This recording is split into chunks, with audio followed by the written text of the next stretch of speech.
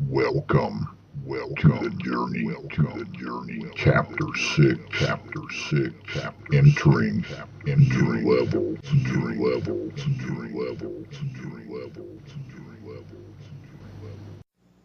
When I first began writing poetry, I never really thought very much about how effortlessly these words just flowed out of me. Those first poems were simply my way of releasing some of the pain and confusion of my friend's suicide. But once I created them into that first book, and then a second, all the way to the fifth, somehow I'd become a writer. But although now I had five, and had enough to begin a sixth book, I didn't see the point in creating it. No one seemed to care, and publishers wouldn't even look at them. I'd seriously began thinking it wasn't meant to happen, but that feeling was about to be removed. On October the 4th of 2004, my mother-in-law lost a battle with cancer. She had lived with us the last year of her life after a rapid spread of lymphoma cancer had completely swollen her eyes shut in a matter of days. A few weeks before she passed away, I'd made a promise to her of publishing my first book by the end of that year. But the thing here is, I'd actually been attempting to do this for a few years already and had gotten nowhere. Yet somehow, a little more than a month later, on November 11th of 2004, I published that first book. I had told Shirley that she was somehow an important part of this wonderful gift I call the journey. I explained to her that many lessons she taught me while struggling and attempting to endure may help others through poems I'll be writing in the next four books. That in turn will bring her strength through the thoughts of many who may not have known her in the physical form, yet will know of her existence tomorrow. And with that, the next level of the journey had found its reason and purpose for existing. Shirley may never have known herself to be a fighter, yet she had been one all of her life. She realized that strength for the first time during this final fight. Because even after losing most all of her material items, along with the ability to even simply take care of herself, none of these things had importance anymore. You see, my friends, it was the joy of this existence and memories of those we loved, the ability to draw one more breath, looking into the eyes of those we were allowed to love and be loved by.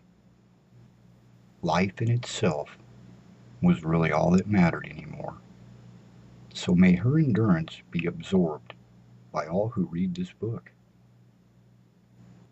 There are also a few poems included in this book dedicated to the memories of a few others who got lost in the struggle, people whose stories need told, so others lost in this maze find a better escape than they did.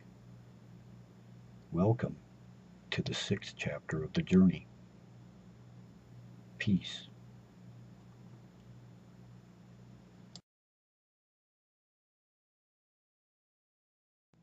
Salutations. Straight from me to you is my wish of salutations in every city, every state, every country and nation. May any pain or sorrow that surrounds you cease, so each and every person knows the feeling of peace. May the grandparents who've seen it all over the years be released from any misery that brought them tears as you've watched this world quickly change and grow. Thank you for the wisdom on us all that you bestow. May the mothers and fathers who try to do their best please remember raising children is the ultimate test. So, for all your understanding, patience, and caring, thank you for those gifts that eventually they'll be sharing. May all the teenagers now facing the age of confusion trying to find yourself past all the mental pollution. I know sometimes it's hard to get out of bed, so thank you for the strength you show by forging ahead. May all the little children who so innocently play have the joy of youth stay with you every single day, and as you're growing older in a world that can be cold, thank you for reminding us there's beauty to behold. I'd like to thank every person on this planet where we're living, and anyone contributing to this life we're given. Please help each other out in the struggle to survive. It's the reason and the purpose that we're each alive.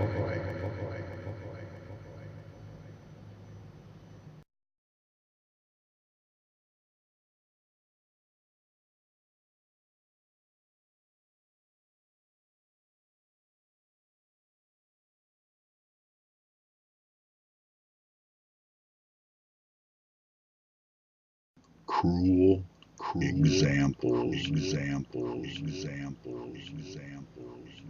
Do we make a killer out of a young boy if that gun in his hand is no longer a toy?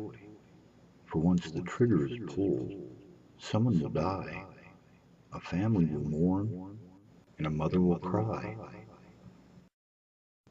He's in a strange new place upon desert sands, entering a village of the cursed and damned. And when bullets started flying from high and low, they were trapped in hell with nowhere to go. Then, as a bomb explodes with a deafening sound, he watches his buddy get blown to the ground. As the soul of his friend escapes this nightmare, he stands over his body and says a prayer. Never before in his life has he been so scared. All the stories of war didn't have him prepared. Never before in his life has he felt so alone, and he wishes desperately to be safe at home. But trapped in thoughts now etched in his soul are memories gathered from this mental hellhole. Terrifying scenes that will keep replaying in his mind. The horrifying, and cruel example of all mankind.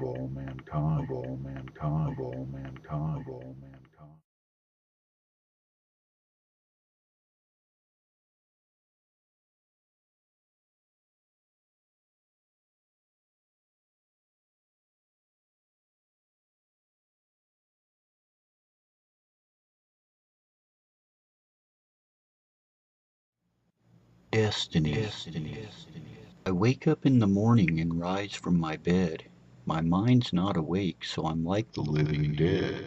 I walk into the kitchen for a cup of motivation, yet going back to sleep is becoming a temptation. But I know that's not an option and begin to get dressed. Because I have a job, they tell me I'm blessed.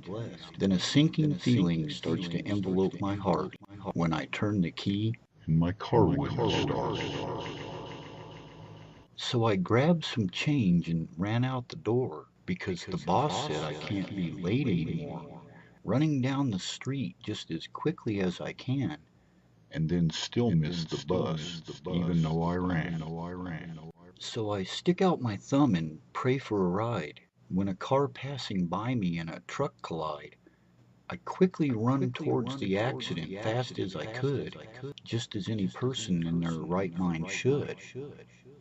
That's when I noticed something that I did not expect. Searching for survivors in the middle of this wreck. The face inside the car was my boss from work. That same guy who was always Calling me a jerk. I got him out of the car and now he's doing okay. And he thanks me almost every single day. You see, no matter how bad things seem to be, We never know what's written in our destiny.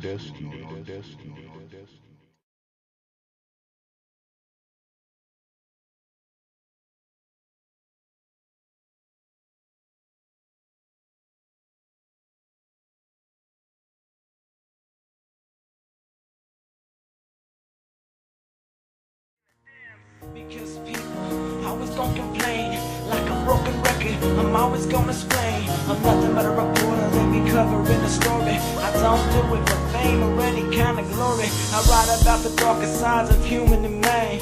Write about the different thing I yet to understand. I got the lost children and shot up the schools, or our human flesh made Jeffrey drool. Why do people kill each other over nothing more than money? Why is Easter celebrated for a little bunny? As death is caused by tobacco industries. Tell us when to panic over new fantasies. I read a father violated both his daughters late at night. Another parent flipped out higher than a cat. I heard a murder and a baby washed up on the sea. Kidnappers help us pray, never made it free. Before you criticize a damn thing I write about, step into the real world and you will find about everything I do and all the horrid things I see. This is my form of escape from reality. This is my form of escape from reality. This is my form of escape from reality. This is my form of escape from reality.